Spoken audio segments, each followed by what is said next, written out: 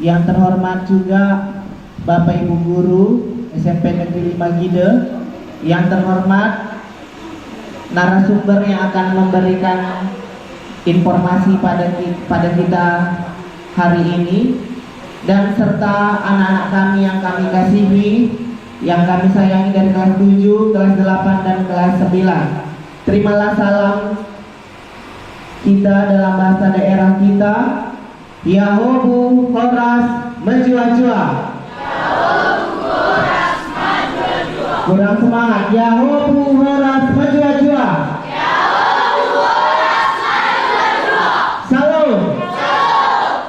Adapun rangkaian acara yang akan kita jalankan pada kegiatan Tim Penanganan Pencegahan Kekerasan TPPK SMP Negeri 5 Gide di Sisobahili pada hari ini 21 Agustus 2024. Yang pertama adalah acara pengantar. Acara pengantar sedang berlangsung. Yang kedua adalah doa pembuka yang akan dibawakan oleh Ibu Eka Warni Batee.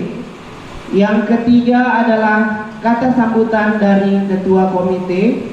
Yang keempat adalah kata pembuka yang akan dibawakan oleh Bapak Kepala Sekolah SMP Negeri 5 Gide. Yang berikutnya adalah penyajian materi.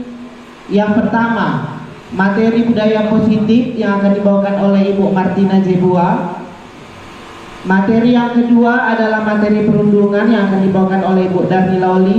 Dan yang terakhir adalah acara penutup yang akan dibawakan oleh orang tua siswa. Kami minta kesediaannya Ina Jenny.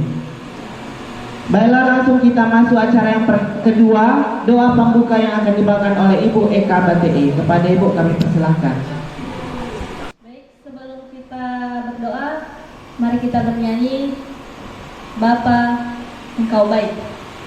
Bapa Engkau baik, Kau selalu baik kepadaku. Bapa, Ku cinta Kau. Aku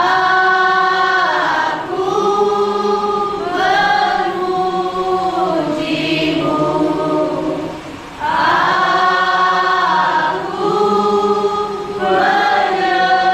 aku menyembahmu, nyanyi haleluya.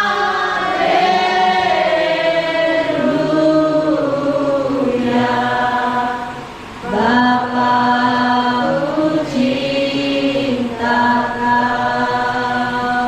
Mari kita bersama dalam doa. Bapa yang baik yang bertata dalam kerajaan surga, terima kasih Tuhan atas kasih dan anugerah-Mu dalam hidup kami.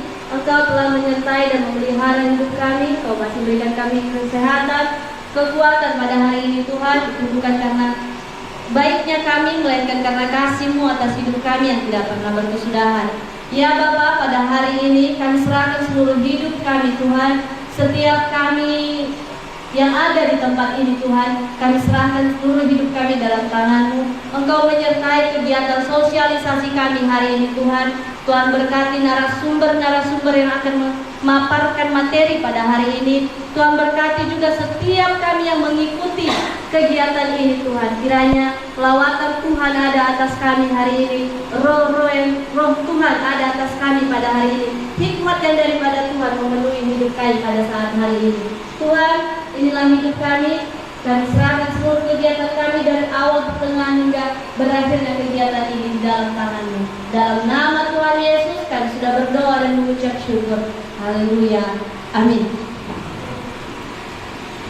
Acara selanjutnya kata sambutan yang akan disampaikan oleh Bapak Ketua Komite SMP Negeri 5 Gide. Kepada Bapak Ketua Komite kami persilahkan.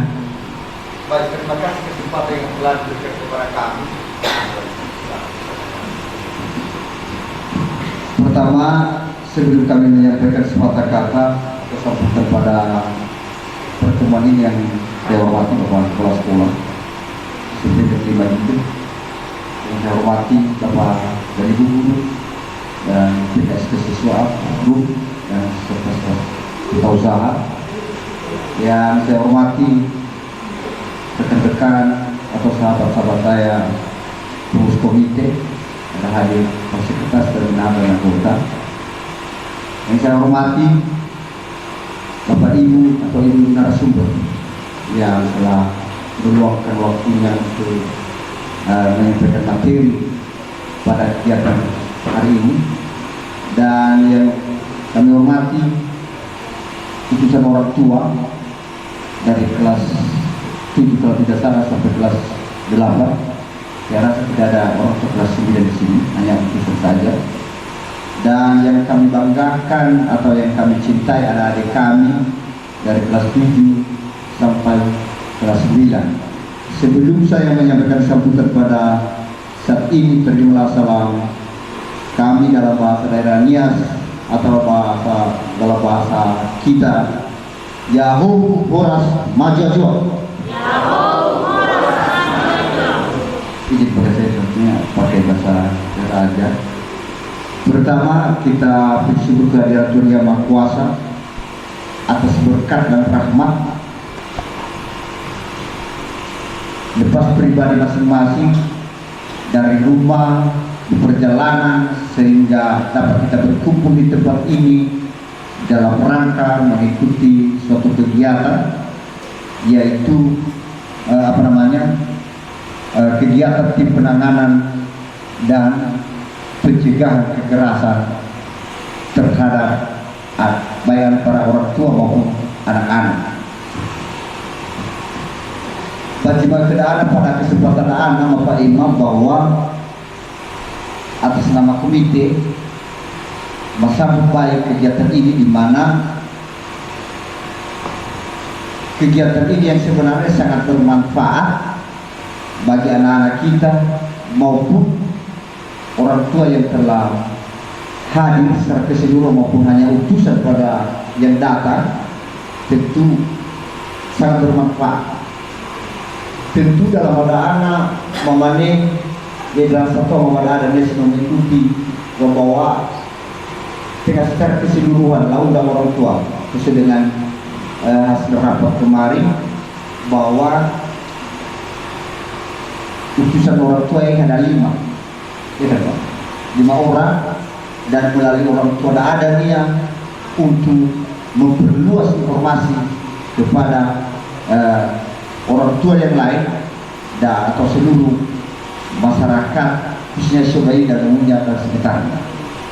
Tentu dalam hal ini bagi kegiatan anak Marsawa Gele terpakasih, di mana walaupun sering terjadi dan walaupun ya ada jarang terjadi, tapi sebagai lebih baik mencegah daripada mengobati istilahnya. Tentu tujuan anak agar adik-adik kami juga tahu yang sebenarnya, bahwa setiap tindakan yang yang sesuai dengan yang tidak sesuai dengan harapan, maka ada sanksi dan ada segala macam mungkin nanti melalui narasumber nanti yang menjelaskan lebih mendetail pada kegiatan masing-masing. Tentu harapan kami kepada adik kami atau adik kami, tolonglah diikutilah pertemuan ini dari awal sampai tengah dan sampai terakhir nanti, dan harapan kami agar bermanfaat. Ya, jangan menyanyiakan. Ya, saya rasa di SMP kelima ini ada banyak kegiatan yang selalu dilaksanakan yang menjadi suatu pedoman untuk jadi pengalaman, tapi belum tentu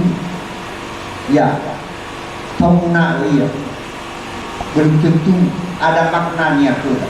Ya, tentu dalam hal ini besar harapan kepada Dema dari kelas 1 sampai kelas 9. Ya, kegiatan sangat bermanfaat tadi, menambah wawasan dari pengalaman ada di kami semua. Tentu harapan kami ya marilah kita ikuti sehingga nanti baik pribadi atau pribadi sehingga dapat ambil maknanya masing-masing.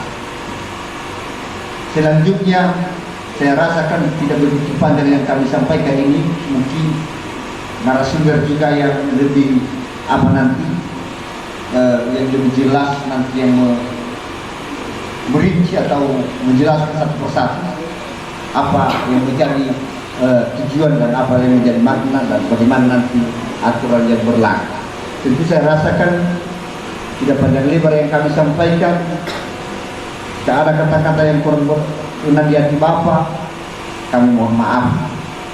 Sekali lagi kami mohon maaf jika ada kata-kata yang kurang menyenangkan hati Bapak sekalian atau yang ada di sini. Ya, kami minta maaf. Demikian saja yang bisa kami sampaikan. Atas perhatian Bapak Ibu kami ucapkan terima kasih. Yahoo Horas Maju-Ajua. Terima kasih kepada Bapak Ketua Komite yang telah memberikan kata sambutan.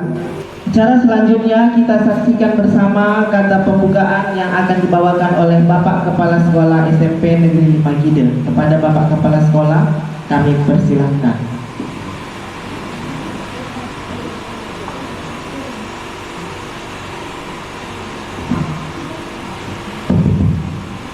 Oke, baik, terima kasih kesempatan yang diberikan kepada saya oleh pembawa acara. Sebelumnya yang saya hormati Ketua Komite dan seluruh jajaran, yang saya hormati Bapak Ibu orang tua yang telah berkenan hadir, yang saya hormati narasumber, rekan-rekan Bapak Ibu guru, yang saya hormati Bapak Ibu guru dan seluruh staf yang ada di SMP Negeri Magide serta seluruh siswa yang kami banggakan dari kelas 7 sampai kelas 9. Terima salam dari saya dalam bahasa daerah kita, Yahoo Horas Maju-Ajua. Yahoo Horas Maju-Ajua.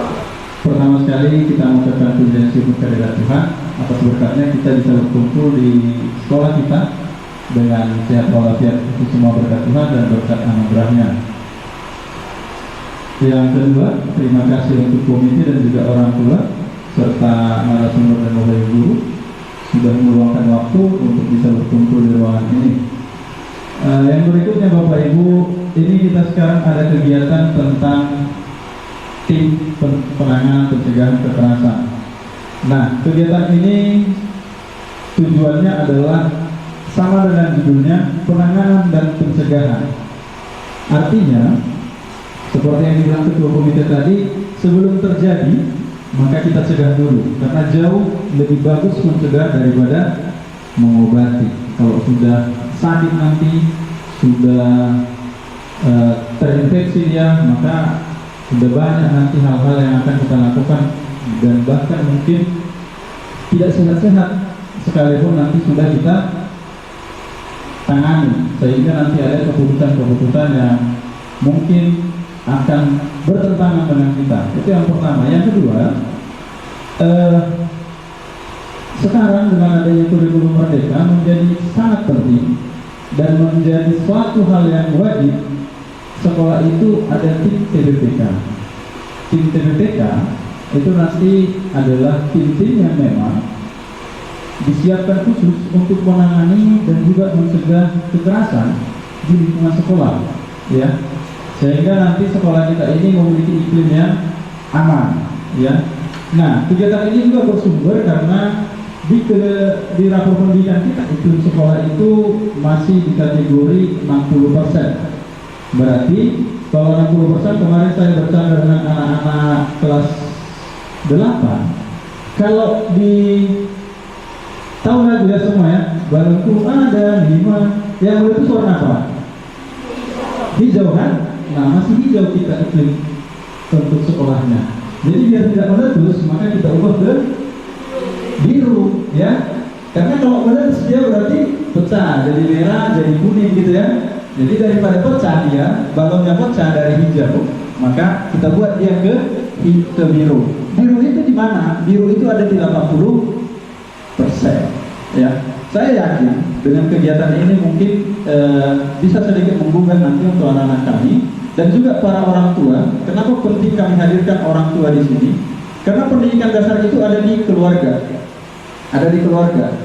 Tujuan kami menghadirkan orang tua, mohon maaf, tidak karena kesalahannya ya, tidak karena kesalahannya. Hanya kemarin beberapa orang kami undang tidak bersedia datang karena ada kegiatan-kegiatan, mungkin ada pekan, ada menderes, ada mau angkat gaduh. Tapi saya katakan kepada Bapak Ibu sebenarnya anak-anak kita ini lebih dari batu, lebih dari karet, lebih dari pekan, karena mereka adalah emas bagi kita. Sepakat? Sepakat dong, iya kan? Harta yang paling berharga, ya kan? Atau enggak, Pak? Iya kan? Atau ada anak kita ini mau jadi batu? Siapa kira-kira? Kita harapkan anak kita ini adalah emas. Indonesia saja mengharapkan mereka jadi generasi emas loh. Masa kita sebagai orang tua kan Bu, tidak mengharapkan mereka jadi emas? Artinya memiliki nilai jual, ya. Nah, itu makanya kami undang di sini beberapa perwakilan orang tua dan juga komite, biar kita sepaham dan sepakat bahwasanya apa hal-hal yang dilakukan di sekolah itu ada sumbernya dari keluarga. Sehingga nanti mungkin akan dijelaskan bagaimana sih, apakah sinkron yang di keluarga dengan yang di sekolah, apakah sinkron yang di sekolah dengan yang di keluarga, nanti akan kita lihat melalui kawan-kawan dari narasumber, ya, akan kita lihat. Nah, jadi itu tujuan kita di sini, terkhusus untuk Bapak Ibu guru juga, sehingga kita nanti sepaham, sepakat bagaimana sih sebenarnya menjalankan pengamanan dan pencegahan kekerasan itu. Nah, jadi harapan saya kegiatan ini berjalan dengan baik. Satu hari ini mungkin nanti sampai jam 12.40, ya, jam 12.40. Mohon maaf nanti mungkin kalau hanya sekedar snack yang ada. Jadi untuk Bapak Ibu orang tua, ya jangan berkecil hati, harusnya berbangga diri ketika diundang di sini, tahu nanti apa sih yang dilakukan sekolah, tahu apa yang akan kita lakukan di rumah. Karena seperti yang kita sampaikan tadi, kita buat anak-anak kita ini menjadi anak-anak yang betul-betul jadi emas, yang jadi kebanggaan bagi kita. Ya, bisa Bapak Ibu ya. Nah, nanti saya ada sedikit materi di sana, jadi tanpa panjang lebar, mungkin dengan seizin Bapak Ibu semua, dengan seizin kita semua, dan seizin Tuhan yang Maha Kuasa, maka kegiatan, atau ada yang protes? Karena siapa tahu ada protes kan? Nggak mungkin saya. Ada? Ada.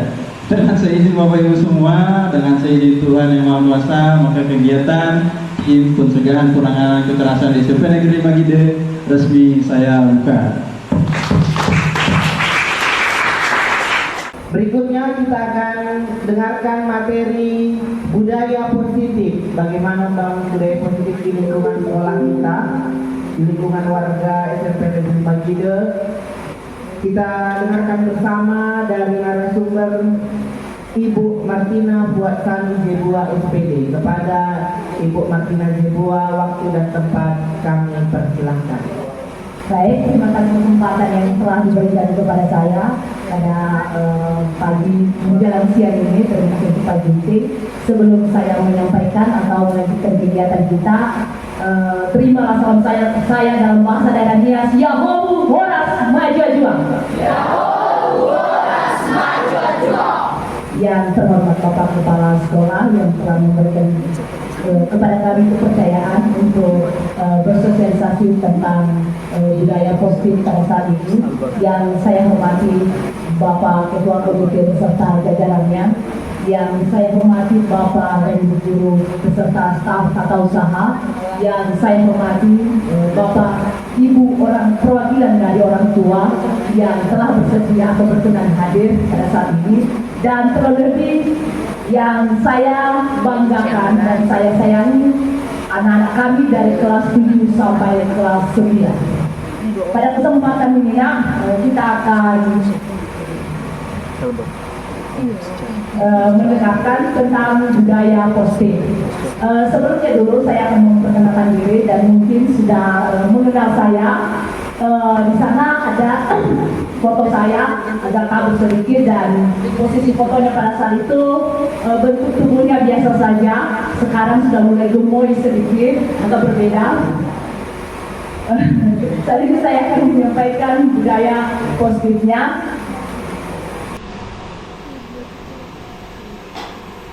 Nah, yang pertama, ini acara pembukaannya tadi sudah selesai, sudah dibuka oleh Pak Kepala Sekolah, dan juga ada tadi tentang anti kekerasan, sehingga nanti menuju bagaimana budaya positif itu.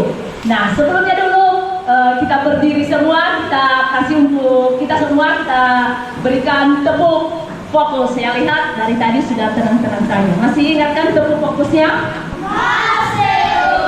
Bisa salah satu mampu anak kami untuk memperagakan di sini karena ibu memegang mic-nya, jadi kurang bisa saya peragakan. Bisa ya, si Febri ya, bisa ya nak? Ayo maju nak Febri, fokus, bisa ya?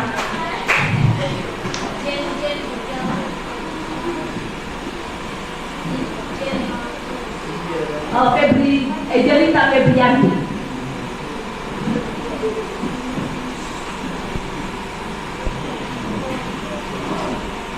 Silakan nak.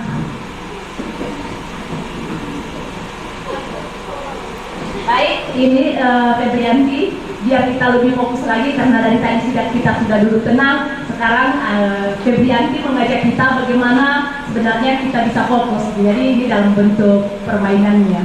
Silakan nak.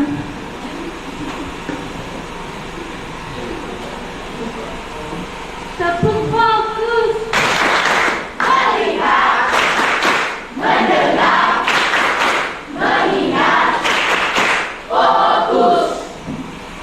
Tepuk fokus.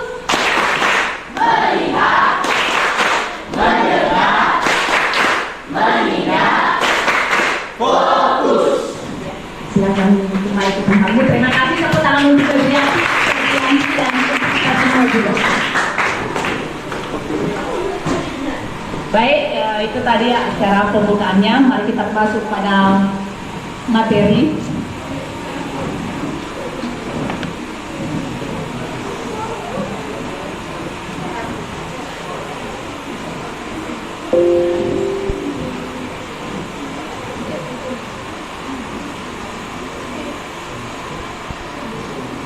Oke, tentang budaya positif di sekolah. Bagaimana tentang budaya positif itu nanti itu mulai dari pembukaan, itu agenda kita pada saat ini, pemaparan budaya positif di sekolah, kemudian nanti closing atau penutupnya. Nah, kita lanjutkan. Sebelum kita melanjutkan kegiatan kita, ada kesepakatan untuk kita di kelas ini yang sedang mengikuti sosialisasi. Yang pertama, jika ingin berbicara, acungkan tangan saat akan berpendapat. Kedua, aktif mengikuti kegiatan. Dan yang terakhir nanti saling menghargai. Mungkin tidak terlalu banyak dan ini sengaja saya kasih untuk tidak terlalu banyak itu biar bisa mudah diingat. Nah, ini tentang budaya positif.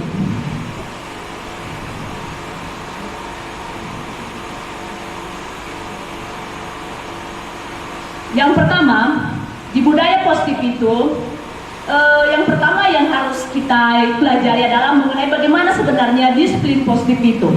Bagaimana disiplin positif, kemudian kebutuhan dasar manusia, baru nanti masuk kita pada keyakinan kelas, baru 5 posisi kontrol, dan yang terakhir nanti segitiga restitusi. Yang pertama masuk pada disiplin positif, yaitu di mana disiplin positif itu segala sesuatu yang dilakukan seseorang pada orang lain untuk mendapatkan kepatuhan. Nah, apakah bagaimana kita selama ini dalam menjalankan disiplin itu? Ini disiplin itu sebenarnya sering-sering kita dengarkan bahwa berkaitan dengan keteraturan, tata tertib, sehingga dalam menjalankannya seringkali jika seseorang melanggar pasti ada hukuman atau konsekuensinya. Nah, apakah disiplin hanya dapat dicapai dengan hukuman? Kira-kira Bapak Ibu atau anak-anak kami dulu, apakah untuk mencapai disiplin itu nak mesti dengan hukuman ya? Tidak. Tidak ya? Oke, kita lanjutkan.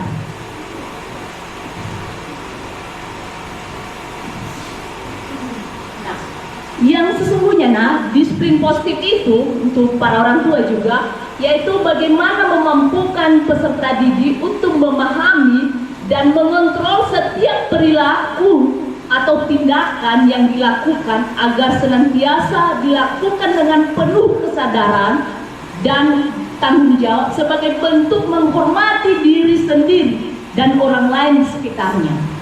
Jadi dari disiplin positif ini sebenarnya apa yang dilakukan oleh anak itu itu berasal dari dirinya sendiri, dan itu dia melakukan suatu berkarakter baik itu berasal dari dirinya, bukan karena ada aturan-aturan, bukan karena ada tata tertib maka baru saya teratur, baru saya disiplin. Tidak seperti itu.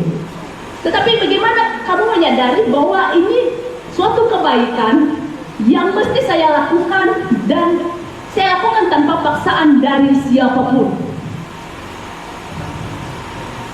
Nah, itu bagi anak-anak kami. Nah, bagi kita sebagai bapak ibu guru, dan juga ini termasuk orang tua yang ada di rumah, yang mana disiplin positif itu sebenarnya sebagai pendidik, tujuan kita menciptakan anak-anak yang memiliki disiplin diri sehingga mereka bisa berperilaku dengan mengacu pada nilai-nilai kebajikan universal dan memiliki motivasi intrinsik atau motivasi yang berasal dari dalam dirinya sendiri.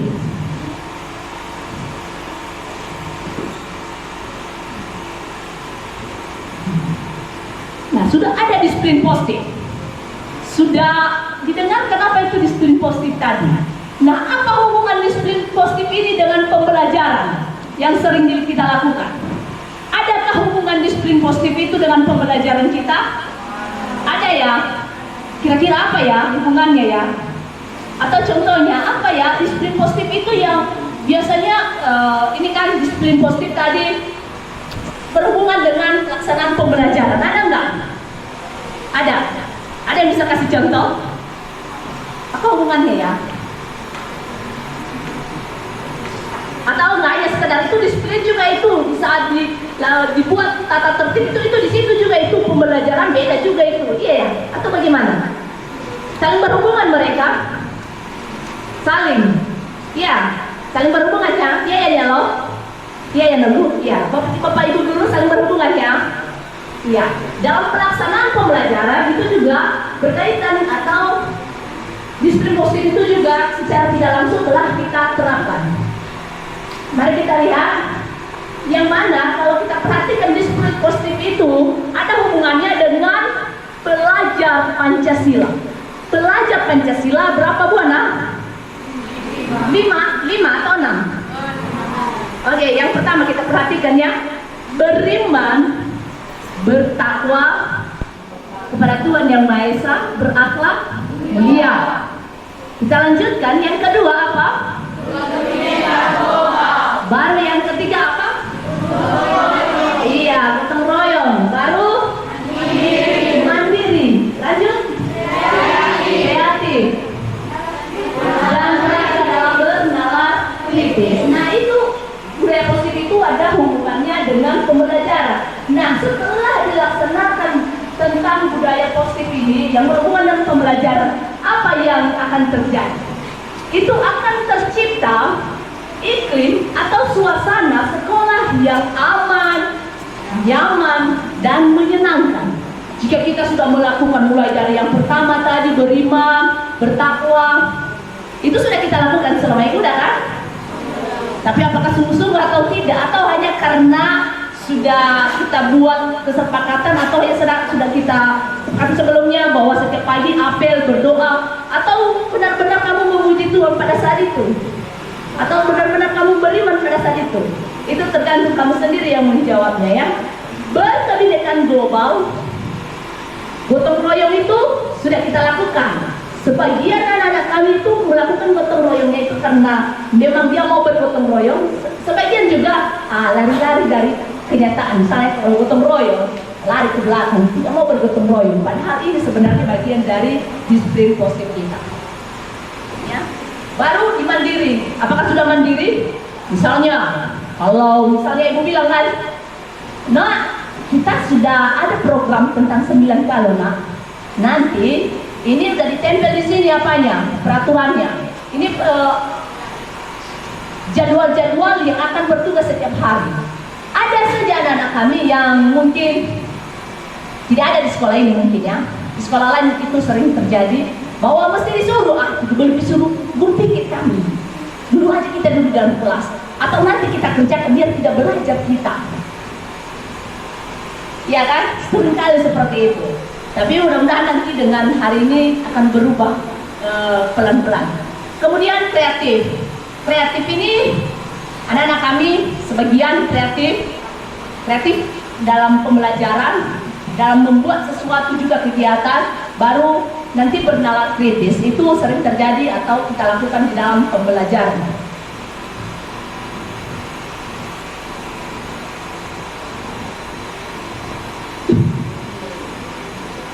Nah, ini tadi tentang disiplin positif ini, dan menerapkan disiplin positif ini berkaitan dengan nilai-nilai kebajikan universal.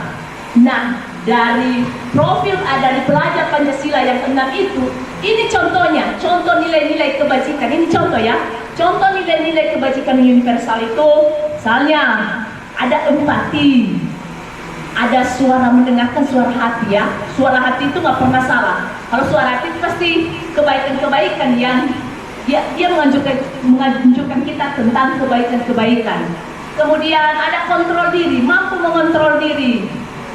Ada rasa hormat, ada kebaikan, ada toleransi, dan ada keadilan.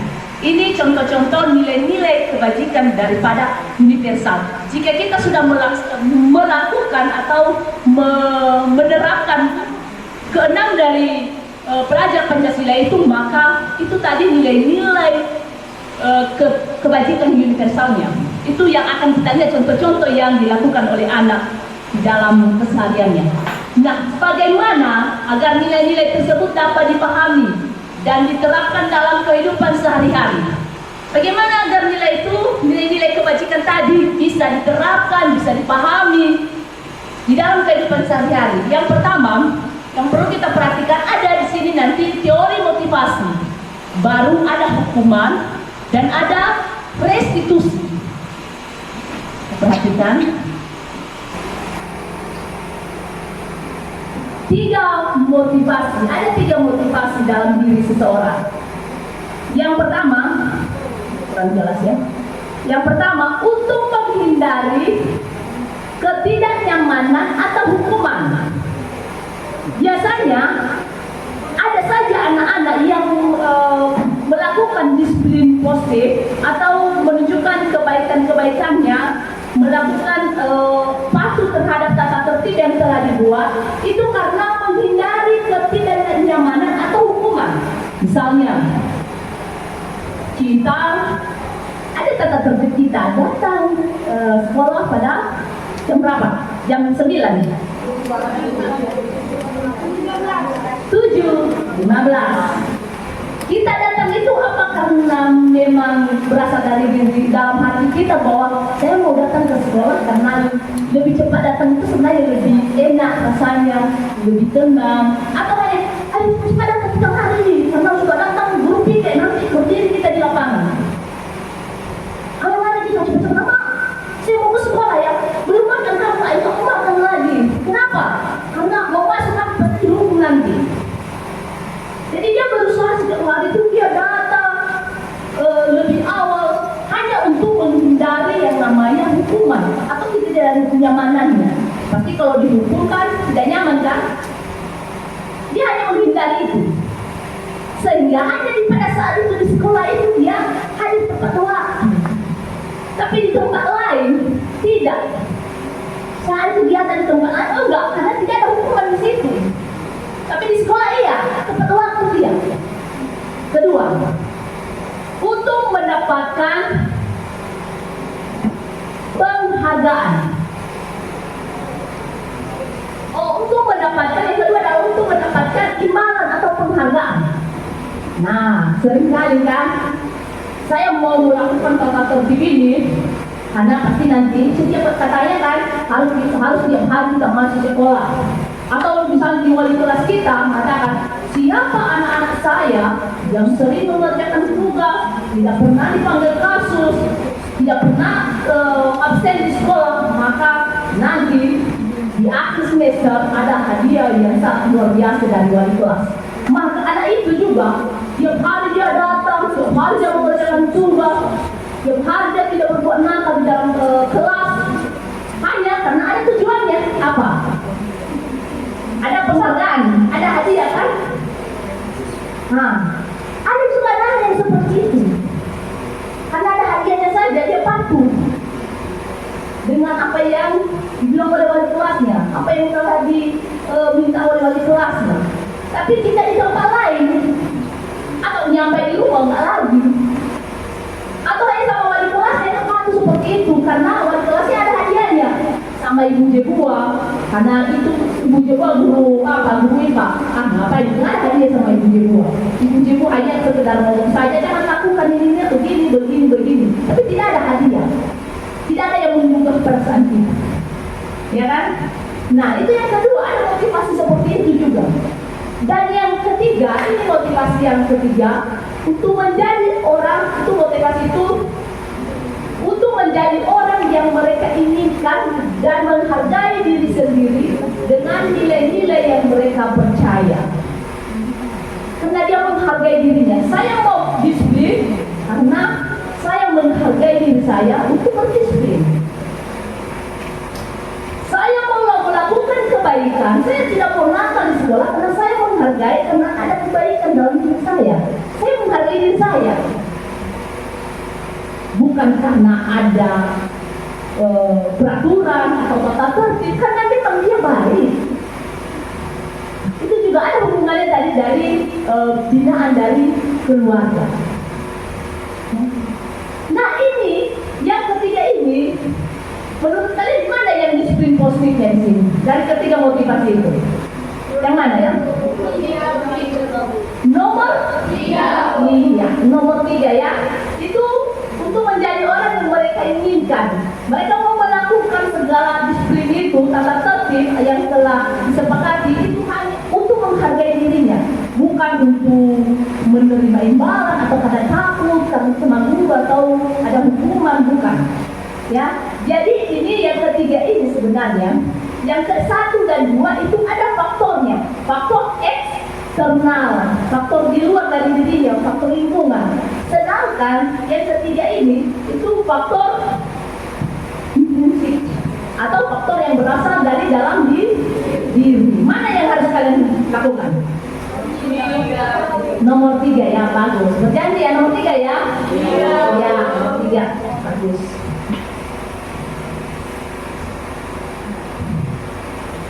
Kita perhatikan dari disiplin positif itu tadi ada 3 tadi, bagaimana cara penerapannya.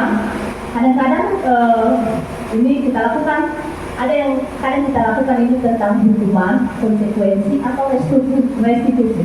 Ini juga untuk Bapak Ibu guru dan mungkin bagi orang tua juga mudah-mudahan bisa nanti dipahami dan dilaksanakan. Ini kalau hukuman, kita buat peraturan, tidak boleh terlambat. Rambut harus dipotong. Jadi jika rambut tidak dipotong atau terlambat sekolah, pasti ada hukuman. Ini identitasnya ini gagal. Murid atau anak belajar menyembunyikan kesalahan. Misalnya tidak datang sekolah. Ada di peraturan kita kan tata tertib kita hadir setiap hari. Jadi karena hukuman menghindari hukuman, apa yang dilakukannya? Berbohong. Sakit nenek saya kemarin sudah terus malamnya meninggal, padahal 2 tahun yang lalu meninggal neneknya.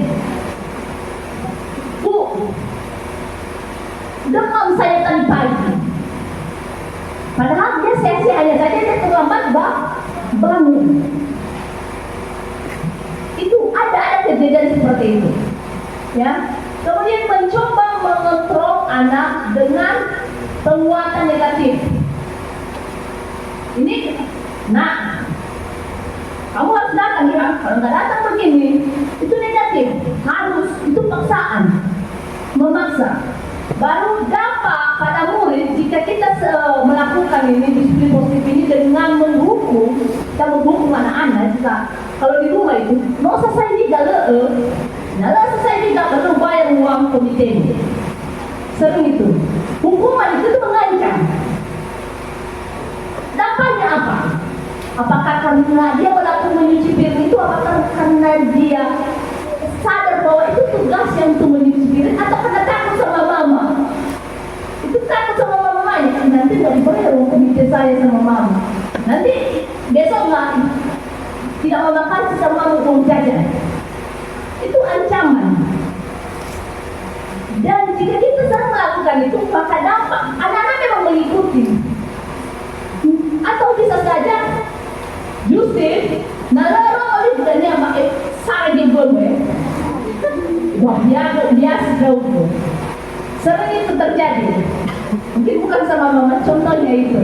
Jadi ada dampaknya sama anak-anak. Anak-anak memang mengikuti, tapi dampaknya itu tidak lama atau pendek, yang pendek. Hanya pada saat itu karena takut. Bukan nanti mama dari apa? Dari ladang. Cicipin dulu kita. Terus kalau nggak ada mama, udah pergi mama dari rumah 1 minggu nggak ada mama, di 1 minggu nggak cicipin dia. Ya kan? 1 minggu juga tidak cicipin. Nah, ini ada memang identitas sukses juga di sini. Nah, ini display. Ada konsekuensi dan ada restitusi. Kalau konsekuensi, murid atau anak belajar taat pada peraturan. Ada konsekuensi. Misalnya, anak-anak berbuat salah, Rais sudah memetakan pulpen siapa ya? Si Erwin ya, sudah merusak ya? Apa konsekuensinya? Apa? Mengganti. Ya kan? Iya, ganti. Terus biasanya kalau ada konsekuensinya ini mencoba mengontrol anak dengan penguatan positif. Baru kehilangan hak waktu dan pada seseorang. Baru sudah diketahui dan masuk akal. Nah, kalau restitusi, murid atau anak belajar mencoba memecahkan masalahnya. Anak paham bahwa dirinya sendiri yang pegang kendali kontrol. Baru restitusinya lagi, murid atau anak tidak kehilangan waktu namun bersemangat untuk memperbaiki diri. Tidak kehilangan waktu dia berbuat salah, tapi kita sadarkan dia, maka dia pun bersemangat atau ada dalam dirinya untuk memperbaiki kesalahannya.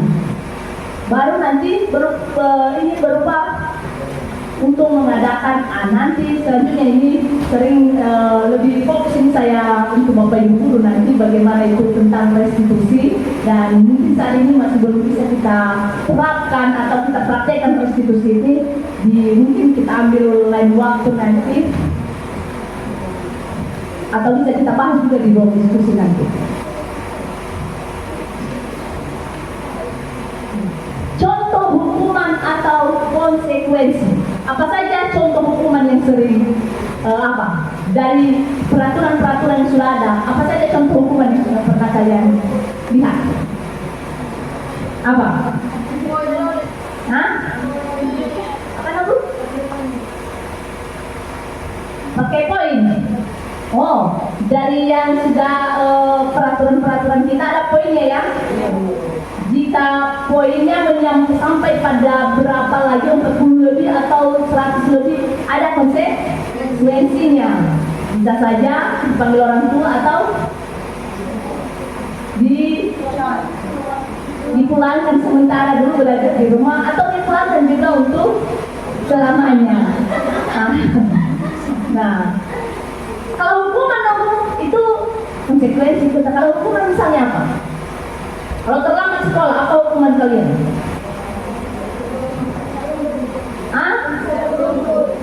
Cabut rumput, pakai gigi tangan. Oh, pakai tangan, cabut rumput ya? Itu hukuman itu kan? Iya. Karena memaksa. Itu hukuman itu ya? Karena kita memaksa. Tanpa ada lagi kita tanyakan apa masalahnya. Kadang kita bilang, kenapa terlambat kamu? Anak-anak nggak pasti diam itu. Kalau udah ngomong seperti itu gurunya, kenapa terlambat kamu? Pasti diam dulu gitu. Atau dia mengarang cerita, Bu, tadi mama saya makan saya, katanya masa dulu makanan kita sampai malam. Atau tadi mama saya itu tidak mengizinkan saya terlalu cepat. Padahal sebenarnya bukan itu alasannya. Dia terlambat bangun atau sebenarnya malas di sekolah pagi, cuma harus mandi dia karena kedinginan. Jadi anak-anak itu jika kita langsung menanyakan kepadanya dengan apa, misalnya kenapa, tanpa menanyakan atau menstabilkan dulu identitasnya, maka anak itu berusaha untuk menghindari yang namanya apa tadi, hukuman. Ya. Nah, kita lihat contohnya, apa saja contoh-contoh daripada, nah misalnya berdiri di lapangan kamu datang terlambat sekolah, udah pernah itu? Pernah ya? Nah, kedua, misalnya lagi membersihkan kamar mandi dan WC karena tidak mengumpulkan tugas, atau misalnya ada hal lain lagi karena tidak bawa parang. Kalau ketemu royong, ya kan? Ada saja hukumannya. Kemudian mencatat misalnya 100 kalimat atau 100 kalimat saya minta maaf karena saya berkelahi dengan teman saya. Ada itu, atau keliling dari kelas ke kelas, saya minta maaf. Padahal apakah benar-benar dari dirinya minta maaf? Tidak ya, itu karena ada paksaan. Jadi mana seharusnya nak? Dari dalam diri itu menyadarinya dulu, sadar kita bahwa itu kesalahan kita dan kita yang mencari tahu sendiri solusinya. Ya kan, sudah Pandi? Ya kan nak? Oke, kita lanjut. Nah, selain itu lagi ini yang sering terjadi. Mungkin pernah kalian lihat atau kalian rasakan, tapi kalian masih belum tahu apa itu maknanya. Misalnya, penghargaan bisa bentuk lain dari hukuman. Pernah dikasih kalian penghargaan?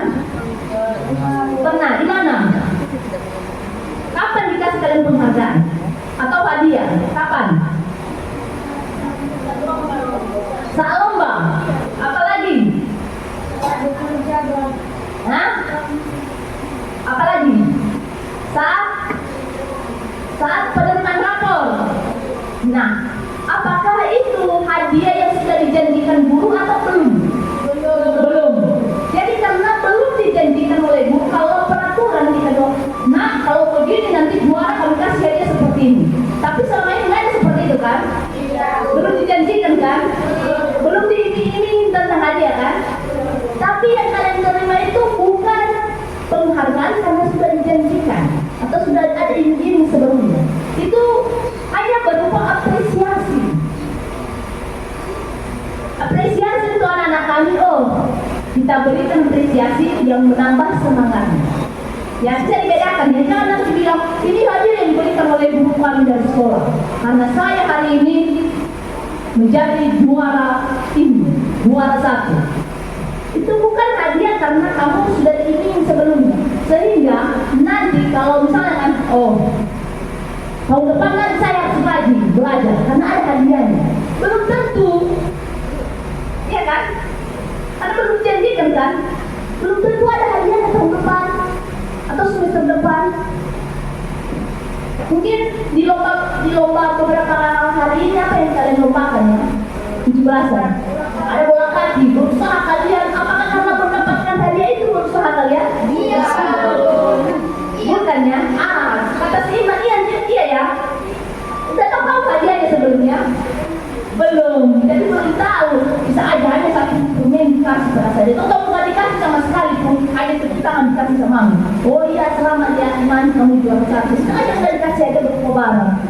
Jadi itu yang dikasih selama ini hanya bentuk apresiasi. Jadi dalam melakukan sesuatu itu hendaknya karena memang kamu benar-benar melakukan menyadari bahwa itu kebaikan untuk diri. Kita lanjutkan. Jadi itu menghambat juga kreativitas kalian, tidak mau berusaha lagi. Jika tidak dijanjikan hadiah, tidak mau kalian berusaha lagi. Ya. Nah, kita lanjut. Kecewa bila tidak mendapatkannya ya, biasanya itu. Lanjutkan. Bagaimana sebaiknya reaksi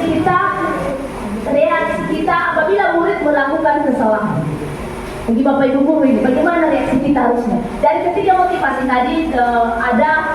motivasinya, kemudian ada tentang menghukum, konsekuensi, dan restitusi. Bagaimana seharusnya reaksi kita ya?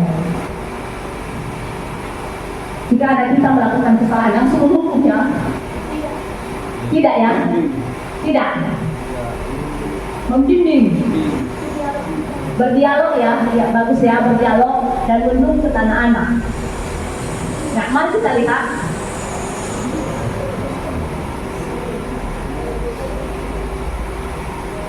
Nah, reaksi kita jika anak melakukan kesalahan, lakukan restitusi. Restitusi itu proses menciptakan kondisi peserta didik yang memperbaiki kesalahan yang telah mereka lakukan.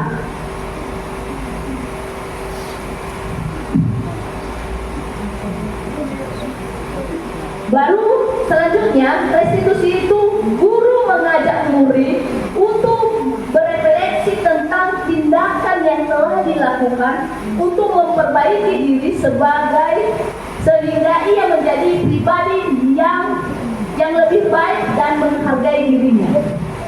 Jadi jika anak-anak itu berbuat kesalahan, jangan langsung menghukum, memarahi, menyalahkan, menyudutkan mereka. Jangan langsung kita marahi, kita salahkan apa yang telah mereka perbuat. Karena sesungguhnya semua orang pernah berbuat salah. Baik Bapak Ibu guru, anak-anak kami, orang tua pun juga seperti itu, pernah berbuat salah, pernah. Jadi harusnya itu tadi proses menciptakan bagaimana kondisi anak itu, bagaimana dia memperbaiki kesalahannya, kemudian bagaimana anak itu berefleksi tentang tindakan yang telah diperbuatnya sehingga dia memperbaikinya dan dengan lebih baik lagi karena dia menghargai dirinya. Ini restitusi. Restitusi bukan untuk menebus kesalahan, namun untuk belajar dari kesalahan. Terus memperbaiki hubungan, tawaran bukan paksaan. Menuntun, mencari kebutuhan dasar yang mendasari tindakan. Mencari kebutuhan dasar yang mendasari tindakan. Fokus pada karakter, bukan pada tindakan. Ada penguatan, fokus pada solusi, mengembalikan murid yang berbuat salah pada kelompoknya. Biasanya anak-anak yang sudah berbuat salah ini, biasanya minder dia. Apalagi kalau sudah dimarahi gurunya, dihukum oleh gurunya.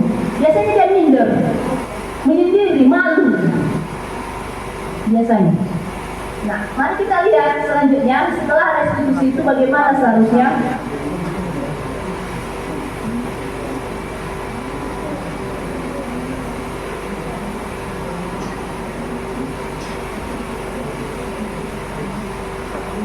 Di sini ada 5 kebutuhan dasar manusia. Kalau kita perhatikan kebutuhan dasar manusia, yang paling utama adalah bertahan hidup. Itu yang paling utama, bertahan hidup. Bagaimana dia bertahan hidup? Kalau di rumah dia bertahan hidup itu mendapatkan makanan, ya, mendapatkan makanan, mendapatkan tempat tinggal. Itu apanya? Tentang bertahan hidupnya. Kalau di sekolah bagaimana? Kalau berhubungan di sekolah, apa hal-hal yang paling kita butuhkan di sekolah? Pembelajarannya, apalagi hal yang paling kita butuhkan di sekolah? Pembelajaran, pengalaman, ya, ilmu ya. Ya, baik, kita lanjutkan ya. Nanti secara pelan-pelan akan tersirat apa saja sebenarnya kebutuhan dasar manusia itu tentang bertahan hidup.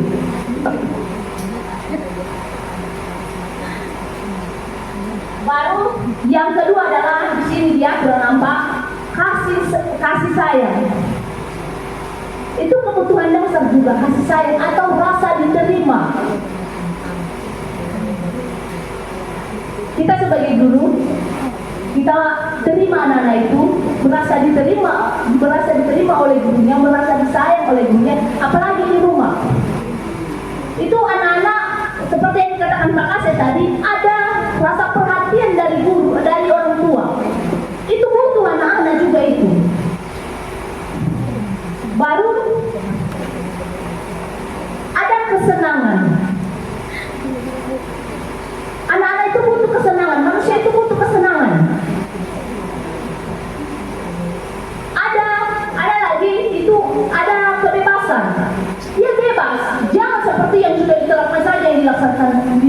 rekan-rekan itu bebas juga, dia butuh kebebasan. Semua orang butuh kebebasan. Baru nanti yang terakhir adalah penguasaan. Itu bagaimana dia penguasaan ini menunjukkan dirinya biar ada pengakuan dari orang lain. Anak itu juga butuh seperti itu. Dia berusaha, misalnya anak-anak kemarin, anak-anak yang kita di sini berusaha mereka menjadi yang terbaik, baik dalam akademik maupun dalam non akademik seperti ada kegiatan usaha, berusaha menjadi yang terbaik. Dan juga mendapatkan pengakuan. Itu kebutuhan juga itu.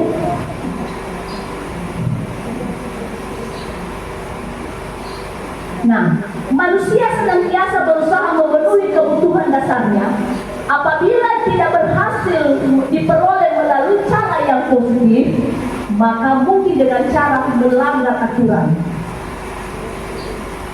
Jika tidak terpenuhi, makanya setiap kesalahan seseorang itu pasti ada yang mendasarinya. Dari 5 kebutuhan itu, misalnya pernah terjadi di sekolah kita, mungkin anak-anak kami masih mengingat ya. Anak-anak kami pernah misalnya di dalam kelas ada makanan kawannya di dalam tasnya, ada kan?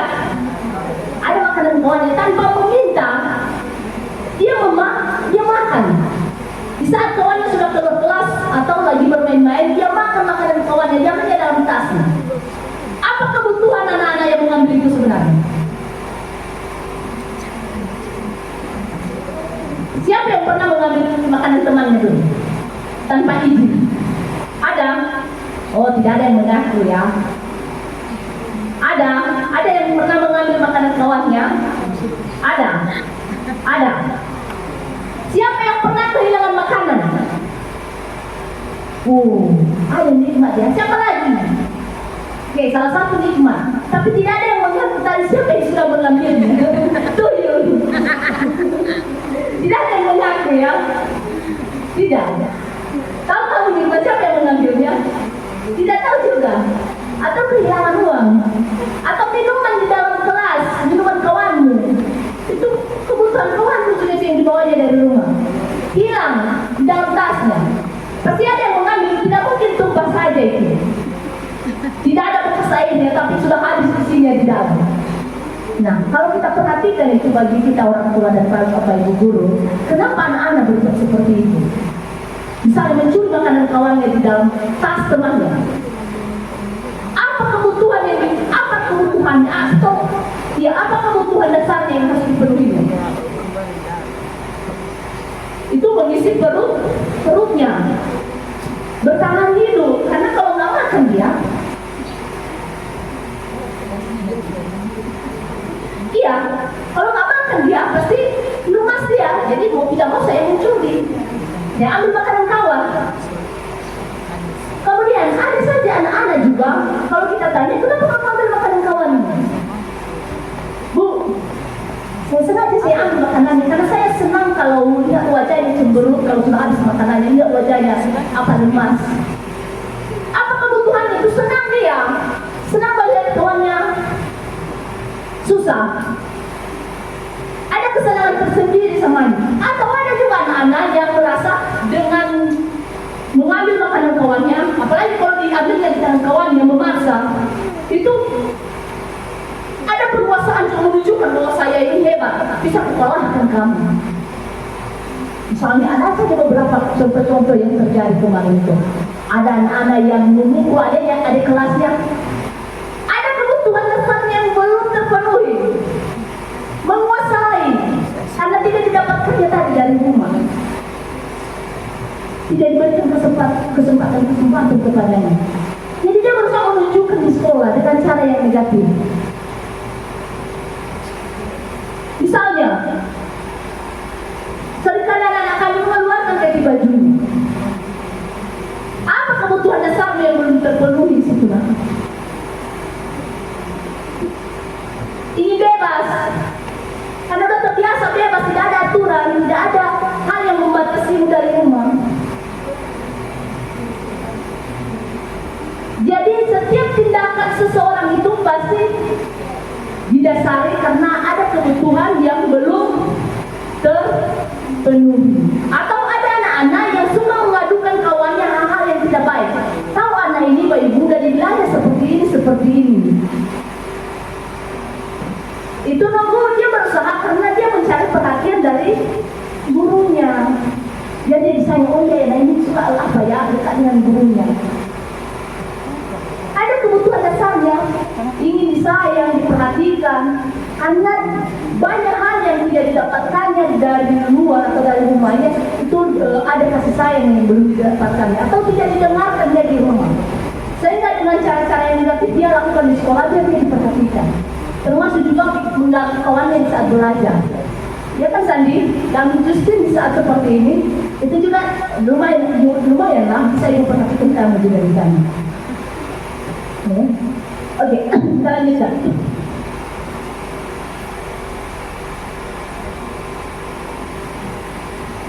Dari kebutuhan dasar itu tadi, 5 kebutuhan dasar manusia itu secara individu itu. Nah, dari kebutuhan dasar itu pasti untuk membuat disiplin budaya positif di sekolah atau di dalam kelas, apa yang harus kita lakukan? Pasti ada keinginan-keinginan kita. Misalnya, di dalam kelas 9, pernah ditanyakan, apa mau jadi apa kelas kita? Apa yang kamu inginkan di kelas ini? Apa impianmu? Sudah kanak? Sudah kelas 9? Sudah pernah ditanyakan, tuliskan di kertas apa impianmu untuk kelas kita? Ya kan? Apa impianmu untuk kelas kita? Jadi setiap orang itu kan ada kebutuhan dasar yang belum terpenuhi. Jadi dia menuliskan impiannya. Jadi dari beberapa impian atau harapan-harapannya itu, maka kita yang paling banyak nanti kita jadikan yang namanya kesepakatan. Kesepakatan. Nah, kalau kita perhatikan keyakinan kelas, kalau kita membuat keyakinan kelas, kita membuat keyakinan kelas bukan peraturan kelas. Kenapa lebih fokus kita pada keyakinan daripada peraturan? Untuk Bapak Ibu ya. Kalau membuat keyakinan kelas, keyakinan yang harus kita buat ini, mengapa keyakinan kelas bukan dengan peraturan kelas? Padahal kalau peraturan kan sudah jelas itu, tidak boleh ini, tidak boleh ini, tidak boleh ini, harus ini, harus ini. Kenapa harus keyakinan bukan dengan peraturan? Hanya berdasarkan kemampuan dari siswa, jadi bisa menjalankan. Oh, berdasarkan kemampuan dari siswa itu untuk mampu dia menjalankannya ya, untuk bisa dia jalankan, atau berasal dari diri siswa itu, sehingga dalam melaksanakannya pun nanti bisa dilaksanakannya karena kesadaran diri. Kita lanjutkan. Mengapa keyakinan kelas penting untuk membangun budaya positif?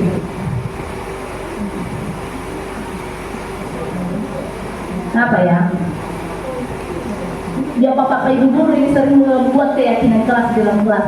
Mengapa mesti keyakinan kelas itu untuk membangun budaya positif ya? Dalam membuat keyakinan kelas itu, keyakinan kelas yang harus kita perbuat untuk membangun budaya positif, bukan peraturan.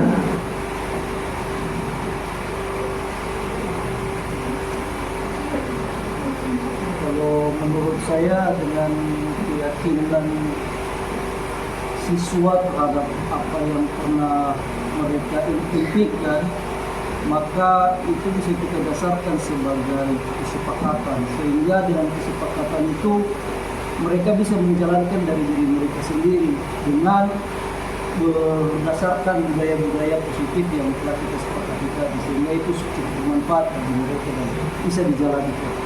Oh iya ya, itu udah kita dengarkan bersama. Kita lanjutkan, kita lihat selanjutnya.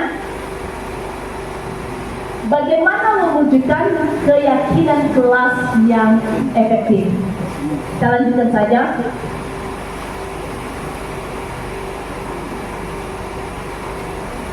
Nah, di sini kalau kita perhatikan, ini nilai kebajikan apa yang dituju. Misalnya, kalau kita buat di dalam ini perbandingan tadi tentang peraturan dan keyakinan. Ini peraturan, dilarang membuang sampah sembarangan. Ada lagi, dilarang merokok. Ada lagi di sini dilarang berlari di koridor atau di teras. Itu larangan itu peraturan. Dan itu dari peraturan itu, kalau sudah peraturan dia pasti berujung pada ada hukuman. Jika anak-anak itu berbuat seperti ini, melanggar daripada aturan, namanya saja kan aturan. Kalau dia langgar aturan ini, maka pasti ada hukuman. Nah, yang ini apa yang seharusnya keyakinan kelas itu atau kesepakatan? Kembalikan buku yang telah dibaca ke tempat semula. Hadir di kelas 10 menit sebelum pembelajaran dimulai. Ini dalam peraturan, dalam membuat keyakinan kelas, hindari yang namanya larangan, tidak, atau jangan. Berikanlah kata-kata yang positif, seperti kembalikan buku yang telah dibaca ke tempat semula ya nak. Hadir di kelas 10 menit sebelum memulai pembelajaran. Kita lanjutkan. Nah, dalam membentuk keyakinan kelas atau keyakinan sekolah, yang pertama keyakinan kelas lebih abstrak dari peraturan. Kedua, dapat berupa pernyataan-pernyataan yang bersifat universal, senantiasa dalam bentuk positif diam. Sebaiknya tidak terlalu banyak agar mudah diingat dan mudah dipahami. Sebaiknya sesuatu yang dapat diharapkan di lingkungan tersebut. Disusun dengan melibatkan semua warga sekolah atau warga kelas, hendaknya ditinjau kembali dari waktu ke waktu. Itu dalam pembentukan keyakinan kelas.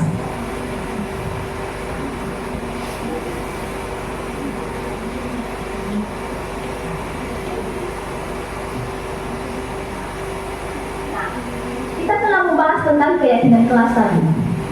Kita masuk pada kita sekarang pada posisi kontrol. Hubungannya keyakinan kelas dengan posisi kontrol, ada 5 posisi kontrol. Yang pertama nanti ini menghukum. Yang kedua, membuat rasa bersalah. Yang ketiga, itu ada nanti teman, posisi teman, ada juga posisi pemantau, dan ada posisi manajer. Nah, dalam hubungannya tentang keyakinan kelas ini tadi telah kita membuat keyakinan kelas. Dari kita ada impian-impian kita dulu, terus kita kesepakati bersama, baru kita jadikan keyakinan. Nah, setelah kita jadikan keyakinan, nah kalau kita perhatikan ini posisi penghukum. Di posisi penghukum ini udah dijelaskan tadi bahwa ini berkaitan dengan peraturan. Jika kalian tidak melakukan ini, dilarang seperti misalnya dilarang buang sampah di tempat ini. Jika kalian tidak melakukannya pasti ada hukuman. Nah, bagaimana seharusnya ini membuat berasa bersalah. Jika anak-anak melakukan kesalahan, panggil. Apakah dia merasa bersalah dengan apa yang diperbuatnya? Sadarkan dulu dia. Kita sadarkan. Apakah dia merasa bersalah? Kalau hanya sekedar merasa bersalah, tidak ada tindakannya selanjutnya. Oh ya, saya merasa bersalah. Tapi setelah itu tidak ada lagi di situ saja. Maka jadilah seperti manajer.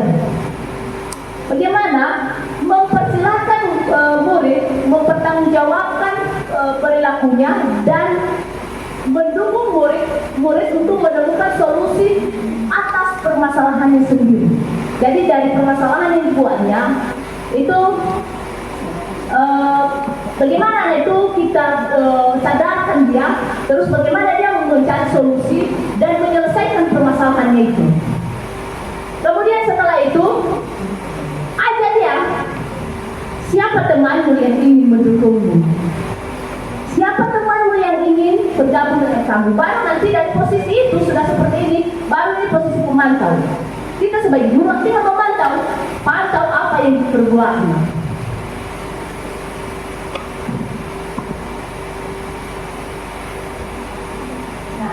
Yang terakhir tentang dari budaya positif ini tentang segitiga restitusi. Nah, ini penting, lebih saya tekankan ini untuk Bapak Ibu guru, ini tentang segitiga restitusi. Mungkin dalam pelaksanaan selama ini sudah baik memang dalam menangani kasus-kasus anak-anak sudah baik, hanya saja mungkin masih ada hal-hal yang perlu kita mendebalkannya lagi. Sudah kita laksanakan dalam menangani kasus anak-anak, sudah kita lakukan, hanya saja ada yang perlu harus kita perbaiki lagi dan kita tebalkan lagi. Yang pertama, dalam menangani kasus anak-anak, lakukan 3 tahap. Lakukan 3 tahap. Tahap yang pertama adalah mengidentifikasi identitas. Bagaimana cara mengidentifikasi identitas? Misalnya ada contohnya di sini. Kalau misalnya anak berbuat salah, nah, ibu dengar kamu tadi telah berbuat ini. Kamu sehat ini? Iya sehat. Ibu dengar kamu tadi berbuat ini. Kamu telah mengganggu kawan di dalam kelas. Nah, semua orang pernah berbuat salah. Ibu pun pernah berbuat salah. Kawan-kawanmu pun pernah berbuat salah. Bisakah kamu ceritakan kepada ibu kenapa kamu berbuat demikian, nak? Nah, dari situ kita menggali apa alasan-alasan anak tersebut atau apa kebutuhan dasarnya yang belum terpenuhi. Kemudian, setelah kita melakukan itu, validasi tindakan yang salah. Validasi tindakan yang salahnya. Kamu, setelah dia menceritakan, kan, kita tanyakan, kamu pasti punya alasan, karena kenapa kamu melakukan hal demikian? Iya bu, makanya saya mencuri tadi makanan teman saya di dalam tas itu, mencuri uang dari teman saya itu karena sebenarnya nggak pernah dikasih mama saya uang dari rumah. Atau sebenarnya ada yang saya mau beli sebenarnya, tapi tidak ada uang saya. Itu ada kebutuhan yang belum terpenuhi. Nah, tanyakan samanya, oke, dia sudah menyadari. Jadi tak tahu bahwa itu kesalahanmu, nak tahu ya. Nah, ini adakah cara yang lebih efektif untuk mendapatkan itu? Pasti dia berpikir dia, oh iya ya, apa cara yang lebih efektif ya untuk bisa bawa makanan ini biar tidak lapar di sekolah? Apa cara yang lebih efektif ya? Pasti berpikir dia. Dan kita arahkan bukan gimana caranya biar tidak kelaparan di sekolah. Setelah itu kita tanyakan, kira-kira ada keyakinan kelas kita selama ini masih ingat? Atau keyakinan di sekolah kita? Pasti ada. Katanya saling menghargai tadi. Termasuk milik orang juga menghargai, kita hargai. Nah, lu tahu kan saling menghargai kan? Oh, kira-kira udah kamu terangkan ya? Pasti dijawabnya kalau iya udah. Atau nah, setelah itu nanti tanyakan samanya, setelah ini nak, kamu mau jadi orang seperti apa ke depan? Atau kamu sadari kesalahanmu? Sudah. Mau jadi orang seperti apa kamu ke depan setelah ini? Setelah kejadian ini? Nggak mungkin dibilang ya, kan? Pasti anak-anak udah menyadari kesalahan. Saya mencuri lagi lebih besar daripada ini. Nggak mungkin kan? Pasti dia menyadari, saya akan berubah bu. Saya tidak akan mencuri lagi. Saya bawa makanan saya dari rumah. Oke, ibu pegang janji ya. Nah, misalnya kalau mencuri uang, kadang-kadang katanya kan, sering guru bertanya, jadi kalau udah anak berbuat salah itu tidak ada lagi hukuman. Merasa bersalah dong, sama mencuri uang, ada yang mencuri uang, mencuri yang uang ini. Gimana ini? Ini yang rugi, yang satu udah mencuri uang. Ada nggak konsekuensinya? Ada. Saya tanyakan, mau jadi seperti apa kamu ke depan? Terus setelah ini pasti dalam setiap perbuatan kita ada konsekuensi yang harus kita laksanakan. Kira-kira ada apa konsekuensi jika kamu sudah mengambil uang teman? Gimana caranya menyelesaikan? Pasti dia katakan, bisa saja aku akan menggantinya atau akan mencicilnya. Pasti dia menyadari, dia baru menyadari tadi. Sudah kita gali atau misalkan identitasnya, menggali validasi tindakan, baru terakhir tadi tentang tanyakan keyakinan. Nah, yang terakhir dalam atau kesimpulannya, dalam menerapkan disiplin positif, guru hendaknya mampu merefleksikan posisi kontrolnya saat ini. Bagaimana ia berproses menjadi seorang manajer yang menuntun peserta didik untuk menjadi mandiri, merdeka, dan bertanggung jawab. Ya. Mungkin demikian saja apa kita pada hari ini tentang penjelasan budaya positif. Saya kembalikan kepada moderatornya. Terima kasih kepada Ibu Martina Jeboa yang sudah memaparkan mengenai disiplin positif. Kita berikan dulu tepuk tangan untuk Ibu Martina Jeboa.